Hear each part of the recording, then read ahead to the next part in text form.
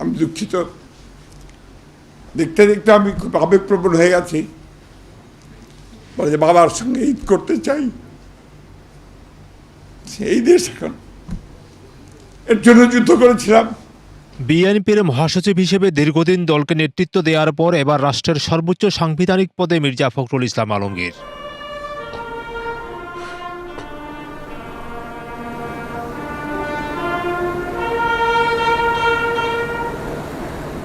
বঙ্গভবনের দরবার হলে আনুষ্ঠানিকভাবে রাষ্ট্রপতি হিসেবে শপথ নেন তিনি।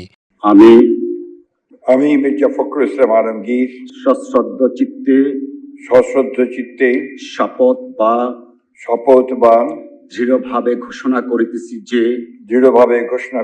যে আমি আইন অনুযায়ী বাংলাদেশের রাষ্ট্রপতি পদের কর্তব্য বিশ্বস্ততার সহিত পালন করিব। আমি বাংলাদেশের প্রতি অকৃত্রিম বিশ্বাস ও আনুগত্য পোষণ করিব। আমি সংবিধানের রক্ষণ সমর্থন ও নিরাপত্তা বিধান করিব এবং আমি ভীতি বা অনুগ্রহ অনুরাগ বা বিরাগের বশবর্তী না হইয়া সকলের প্রতি আইন অনুযায়ী যথাবিহিত আচরণ করিব। ধন্যবাদ।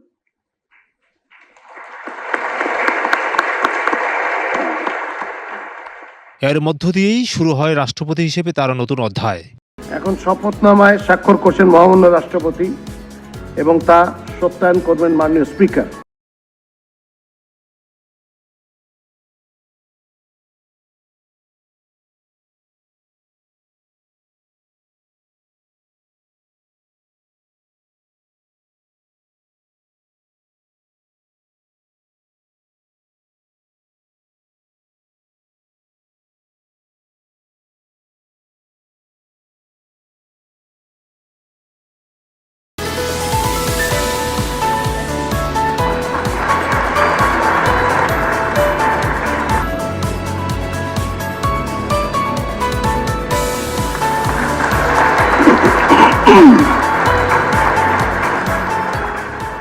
শপথ গ্রহণের পরে নতুন দায়িত্বে প্রথম আনুষ্ঠানিক কার্যক্রম পরিচালনা করেন রাষ্ট্রপতি মির্জা ফখরুল ইসলাম আলমগীর।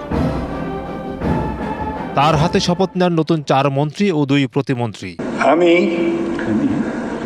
আমি রশিদুজ্জামান মিল্লাত সশ্রদ্ধ চিত্তে শপথ বা দৃঢ়ভাবে ঘোষণা করিতেছি যে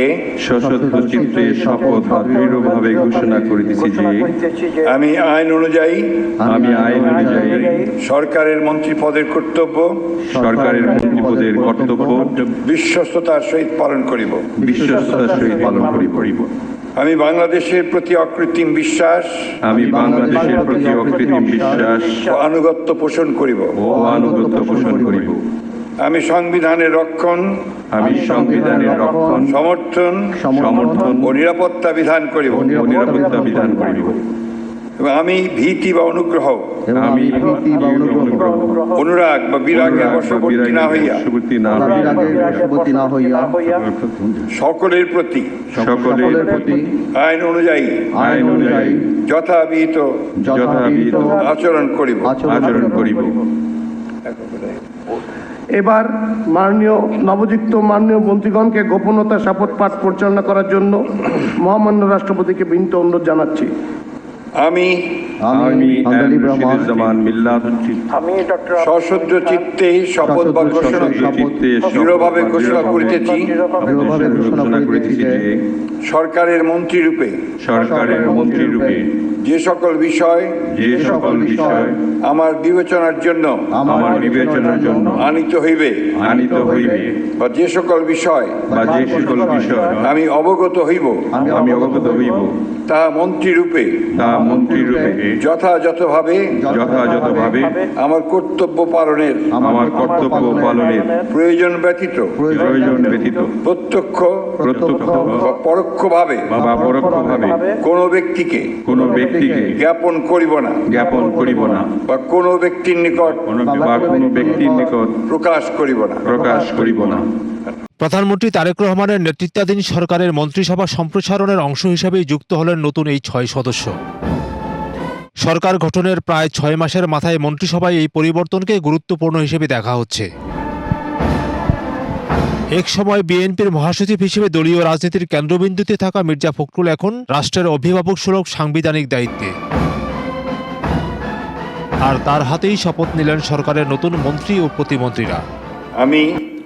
আমি মোহাম্মদ শামীম কায়সার সশ্রদ্ধ চিত্তে শপথ বা দৃঢ়ভাবে ঘোষণা করিতেছি যে আমি আইন অনুযায়ী সরকারের প্রতিমন্ত্রী পদের কর্তব্য বিশ্বস্ততার সহিত পালন করিব। আমি বাংলাদেশের প্রতি অকৃত্রিম বিশ্বাস ও আনুগত্য পোষণ করিব। আমি সংবিধানের রক্ষণ সমর্থন ও নিরাপত্তা বিধান করিব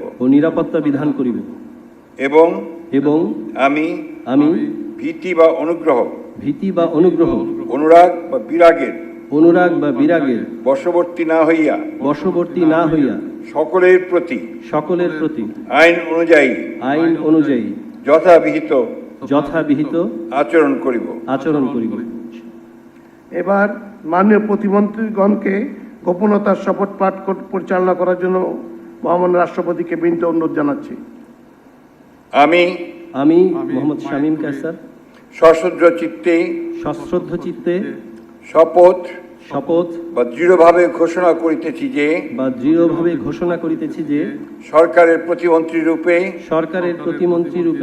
যে সকল বিষয় আমার বিবেচনার জন্য আনিত হইবে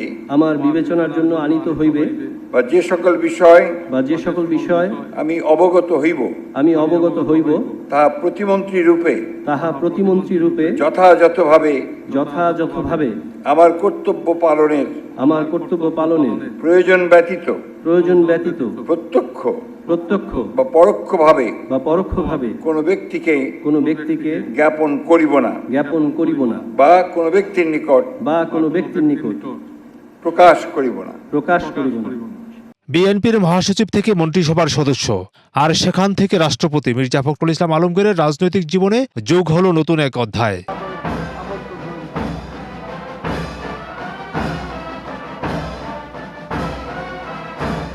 তার রাষ্ট্রপতি হিসেবে শপথ এবং নতুন মন্ত্রীদের শপথ গ্রহণের মধ্য দিয়ে সরকারের কার্যক্রমেও এলো নতুন সংযোজন।